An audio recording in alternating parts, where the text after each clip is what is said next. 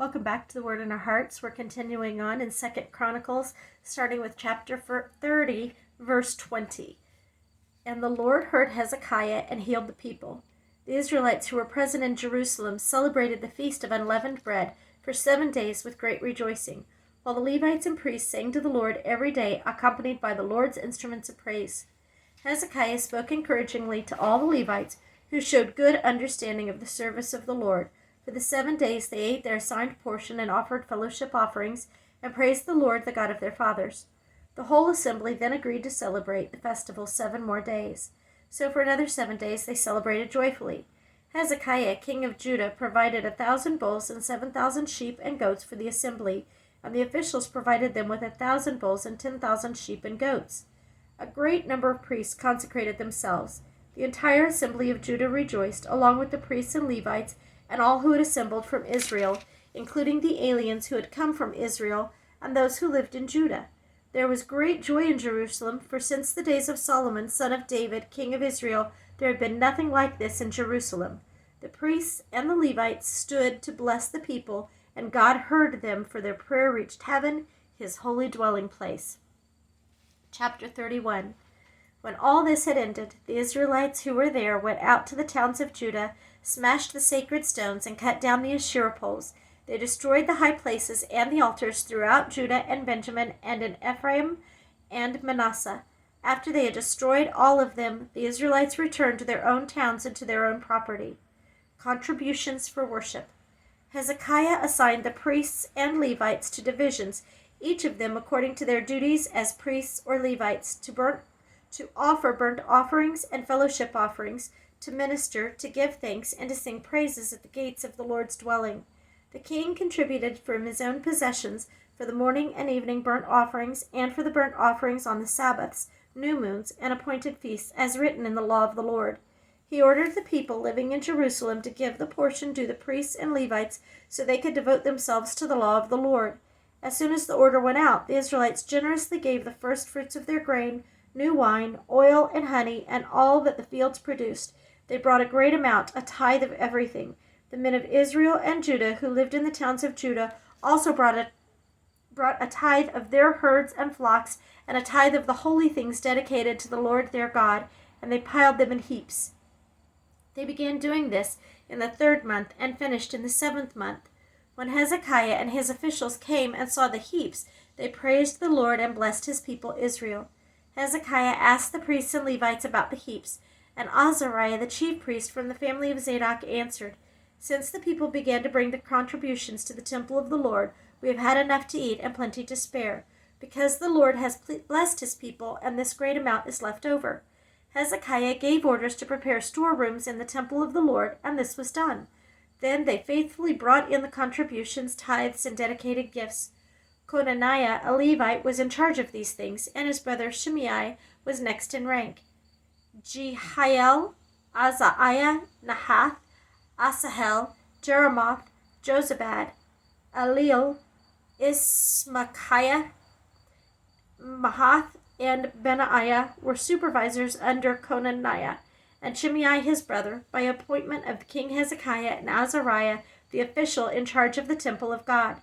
Kor, son of Imnah the Levite, keeper of the east gate, was in charge of the freewill offerings given to God, distributing the contributions made to the Lord, and also the consecrated gifts. Eden, Minaimin, Jeshua, Shemaiah, Amariah, and Shechaniah assisted him faithfully in the towns of the priests, distributing to their fellow priests according to their divisions, old and young alike. In addition, they distributed to the males 3 years old or more, whose names were in the genealogical records, all who would enter the temple of the Lord to perform the daily duties of their various tasks according to their responsibilities and their divisions, and they distributed to the priests enrolled by their families in the genealogical records, and likewise to the Levites 20 years old or more, according to their responsibilities and their divisions. They included all the little ones, the wives, the sons and daughters of the whole community listed in these genealogical records, for they were faithful in consecrating themselves. As for the priests, the descendants of Aaron, who lived on the farmlands around their towns or in any other towns, Men were designated by name to distribute portions to every male among them and to all who were recorded in the genealogies of the Levites.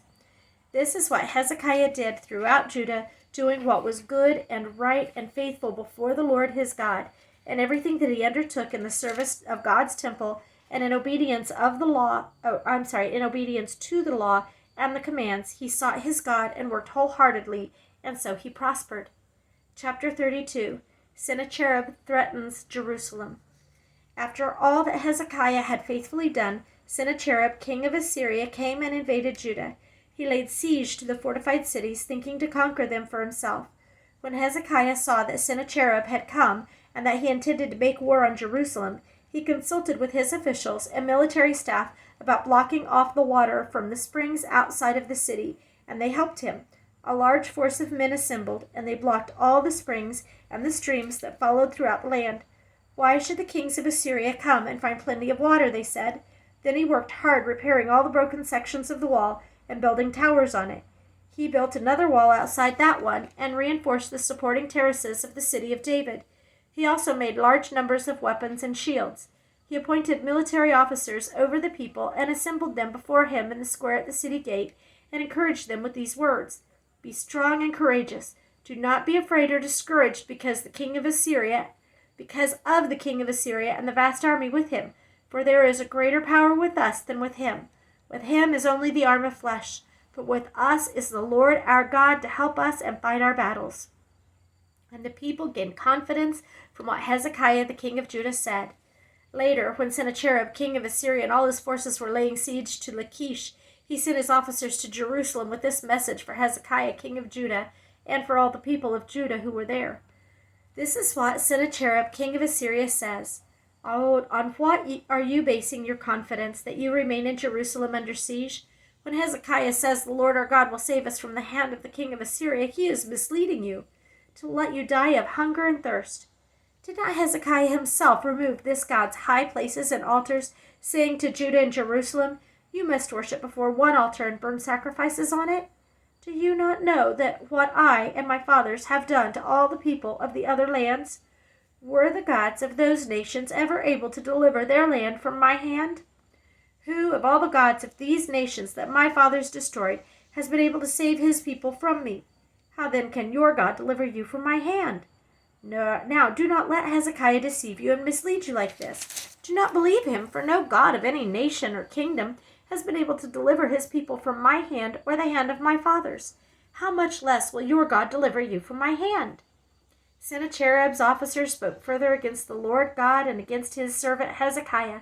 The king also wrote letters insulting the Lord, the God of Israel, and saying this against him: "Just as the gods of the people of the other lands did not rescue their people from my hand, so the God of Hezekiah will not rescue his people from my hand."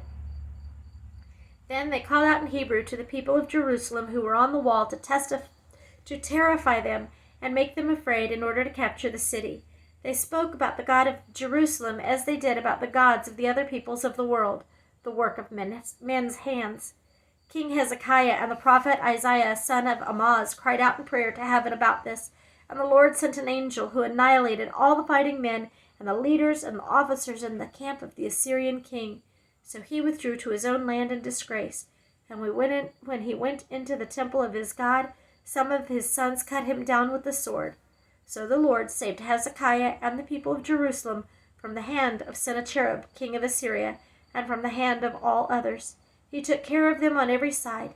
Many brought offerings to Jerusalem for the Lord and valuable gifts for Hezekiah, king of Judah. From then on he was highly regarded by all the nations.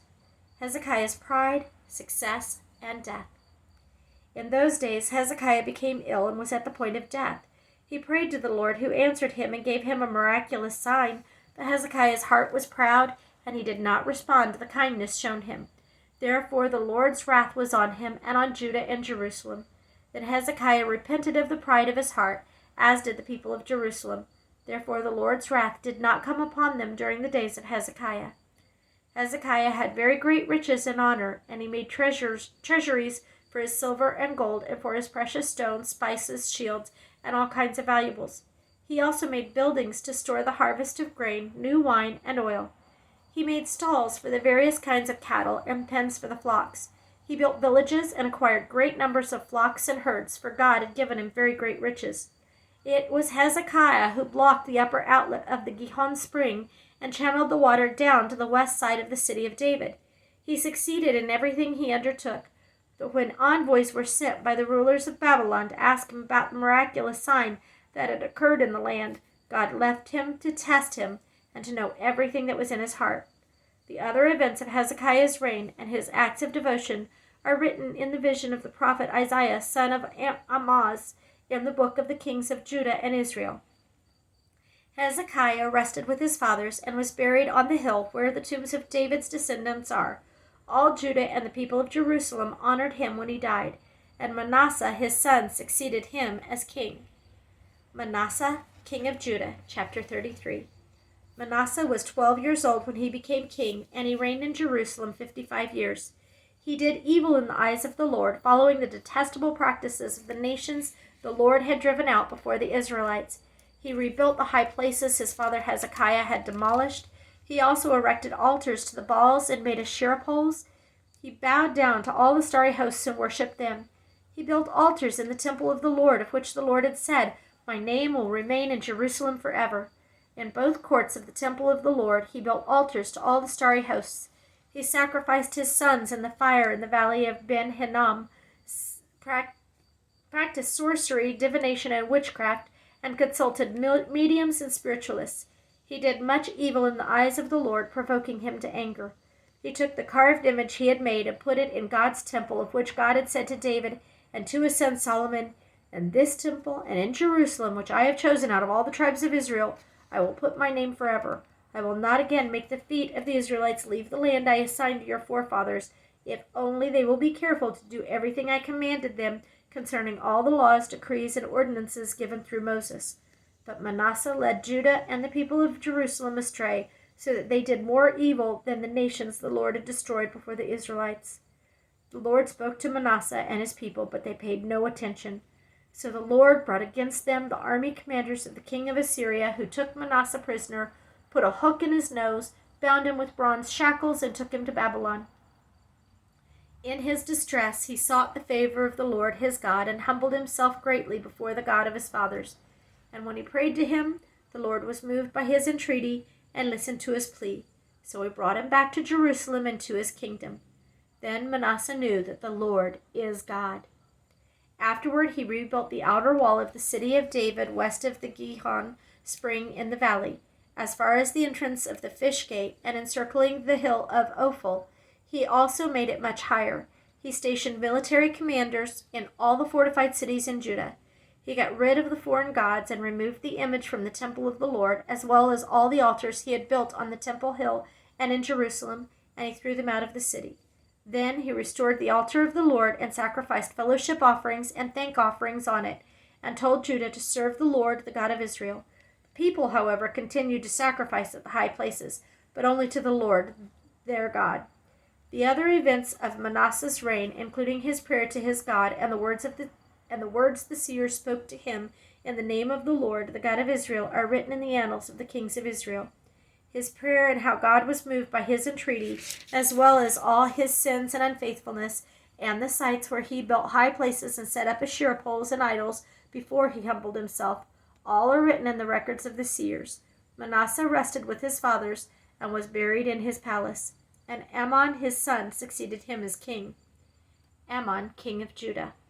Amon was 22 years old when he became king, and he reigned in Jerusalem 2 years. He did evil in the eyes of the Lord, as his father Manasseh had done. Amon worshipped and offered sacrifices to all the idols Manasseh had made. But unlike his father Manasseh, he did not humble himself before the Lord. Amon increased his guilt. Amon's officials conspired against him and assassinated him in his place. Then the people of the land killed all who had plotted against King Amon. They made Josiah, his son, king in his place. Josiah's Reforms, chapter 34. Josiah's Reforms, chapter 34. Josiah was 8 years old when he became king, and he reigned in Jerusalem 31 years. He did what was right in the eyes of the Lord and walked in the ways of his father David, not turning aside to the right or to the left. In the 8th year of his reign, while he was still young, he began to seek the God of his father David. In his 12th year, he began to purge Judah and Jerusalem of high places, Asherah poles, carved idols, and cast images. Under his direction, the altars of the Baals were torn down. He cut to pieces the incense altars that were above them and smashed the Asherah poles, the idols, and their images. These he broke to pieces and scattered over the graves of those who had sacrificed to them. He burned the bones of the priests on their altars, and so he purged Judah and Jerusalem. In the towns of Manasseh, Ephraim, and Simeon, as far as Naphtali, and in the ruins around them, he tore down the altars and the Asherah poles, and crushed the idols to powder, and cut to pieces all the incense altars throughout Israel. Then he went back to Jerusalem. In the 18th year of Josiah's reign, to purify the land and the temple, he sent Shaphan, son of Azaliah, and Maaseiah, the ruler of the city, with Joah, son of Joahaz, the recorder, to repair the temple of the Lord his God. They went to Hilkiah, the high priest, and gave him the money that had been brought into the temple of God, which the Levites, who were the doorkeepers, had collected from the people of Manasseh, Ephraim, and the entire remnant of Israel, and from all the people of Judah and Benjamin, and the inhabitants of Jerusalem. Then they entrusted it to the men appointed to supervise the work on the Lord's temple. These men paid the workers who repaired and restored the temple. They also gave money to the carpenters and builders to purchase dressed stone and timber for joists and beams for the buildings that the kings of Judah had allowed to fall into ruin. The men did the work faithfully. Over them to direct them were Jahath and Obadiah, Levites descended from Merari, and Zechariah and Meshullam, descended from Kohath. The Levites, all who were skilled in playing musical instruments, had charge of the laborers and supervised all the workers from job to job. Some of the Levites were secretaries, scribes, and doorkeepers. The Book of Law found. While they were bringing out the money that had been taken into the temple of the Lord, Hilkiah the priest found the Book of Law of the Lord that had been given through Moses. Hilkiah said to Shaphan the secretary, "I have found the Book of the Law in the temple of the Lord." He gave it to Shaphan. Then Shaphan took the book to the king and reported to him, "Your officials are doing everything that has been committed to them. They have paid out the money that was in the temple of the Lord and have entrusted it to the supervisors and workers." Then Shaphan the secretary informed the king, "Hilkiah the priest has given me a book." And Shaphan read from it in the presence of the king. When the king heard the words of the law, he tore his robes. He gave these orders to Hilkiah: Ahikam, son of Shaphan, Abdon, son of Micah, Shaphan the secretary, and Azariah the king's attendant. "Go and inquire of the Lord for me and for the remnant of Israel and Judah about what is written in this book that has been found. Great is the Lord's anger that is poured out on us, because our fathers have not kept the word of the Lord. They have not acted in accordance with all that is written in this book." Hilkiah and those the king had sent with him went to speak to the prophetess Huldah, who was the wife of Shallum, son of Tokhath, the son of Hasrah, keeper of the wardrobe. She lived in Jerusalem in the 2nd district. She said to them, "This is what the Lord, the God of Israel, says. Tell the man who sent you to me, this is what the Lord says. I am going to bring disaster on this place and its people, all the curses written in the book that has been read in the presence of the king of Judah, because they have forsaken me and burned incense to other gods and provoked me to anger by all that their hands have made. My anger will be poured out on this place and will not be quenched. Tell the king of Judah, who sent you to inquire of the Lord, this is what the Lord, the God of Israel, says concerning the words you heard. Because your heart was responsive and you humbled yourself before God when you heard what he spoke against this place and its people, and because you humbled yourself before me and tore your robes and wept in my presence, I have heard you, declares the Lord. Now I will gather you to your fathers, and you will be buried in peace. Your eyes will not see all the disaster I am going to bring on this place and on those who live here." So they took her answer back to the king. Then the king called together all the elders of Judah and Jerusalem. He went up to the temple of the Lord with the men of Judah, the people of Jerusalem, the priests and the Levites, all the people from the least to the greatest. He read in their hearing the words of the book of the covenant which had been found in the temple of the Lord. The king stood by his pillar and renewed the covenant in the presence of the Lord, to follow the Lord and keep his commands, regulations, and decrees with all his heart and all his soul, and to obey the words of the covenant written in the book. Then he had everyone in Jerusalem and Benjamin pledge themselves to it. The people of Jerusalem did this in accordance with the covenant of God, the God of their fathers.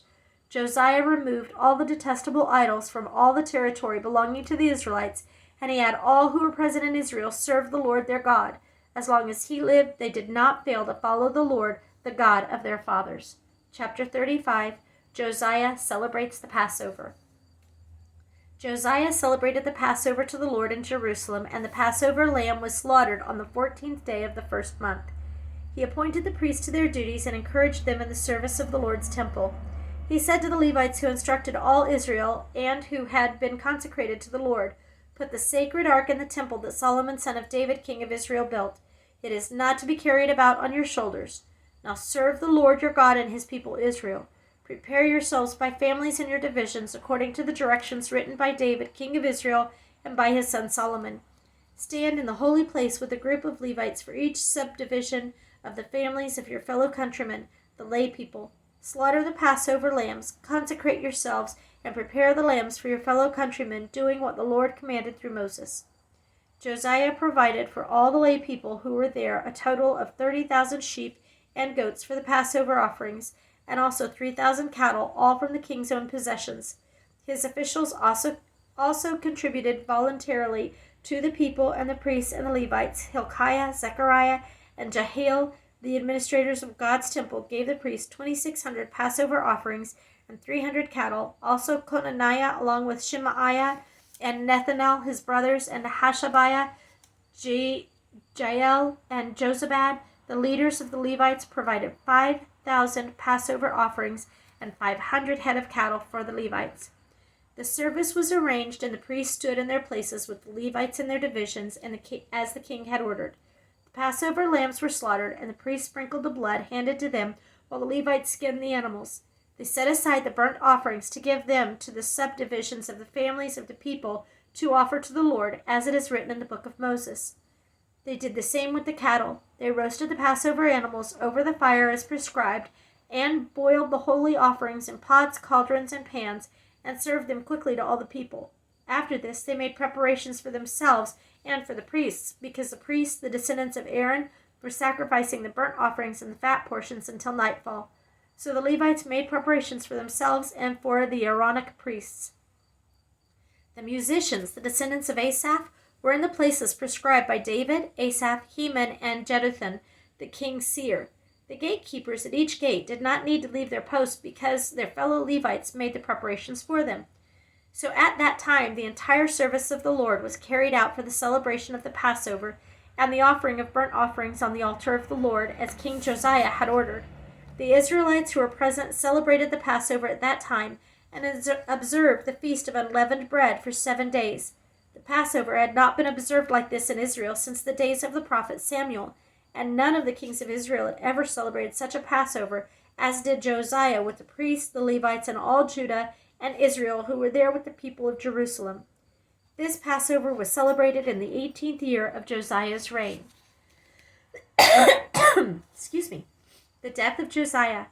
After all this, when Josiah had set the temple in order, Necho, king of Egypt, went up to fight at Carchemish on the Euphrates, and Josiah marched out to meet him in battle.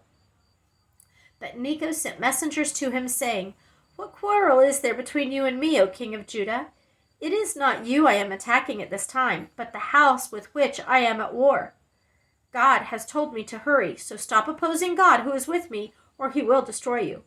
Josiah, however, would not turn away from him, but disguised himself to engage him in battle. He would not listen to what Necho had said at God's command, but went to fight him on the plain of Megiddo. Archers shot King Josiah, and he told his officers, "Take me away, I am badly wounded." So they took him out of his chariot, put him in the other chariot he had brought, and had brought him. So they took him out of his chariot, put him in the other chariot he had, and brought him to Jerusalem, where he died. He was buried in the tombs of his fathers, and all Judah and Jerusalem mourned for him. Jeremiah composed laments for Josiah, and to this day all the men and women singers commemorate Josiah in the laments. These became a tradition in Israel and are written in the laments. The other events of Josiah's reign and his acts of devotion, according to what is written in the law of the Lord. All the events from beginning to end are written in the books of the kings of Israel and Judah. Chapter 36. And the people of the land took Jehoahaz, son of Josiah, and made him king in Jerusalem in place of his father, Jehoahaz, king of Judah. Jehoahaz was 23 years old when he became king, and he reigned in Jerusalem 3 months. The king of Egypt dethroned him in Jerusalem and imposed on Judah a levy of 100 talents of silver and a talent of gold. The king of Egypt made Eliakim, a brother of Jehoahaz, king over Judah and Jerusalem, and changed Eliakim's name to Jehoiakim. But Necho took Eliakim's brother Jehoahaz and carried him off to Egypt. We're going to stop reading there for this time, and we will continue next time. Thank you for listening.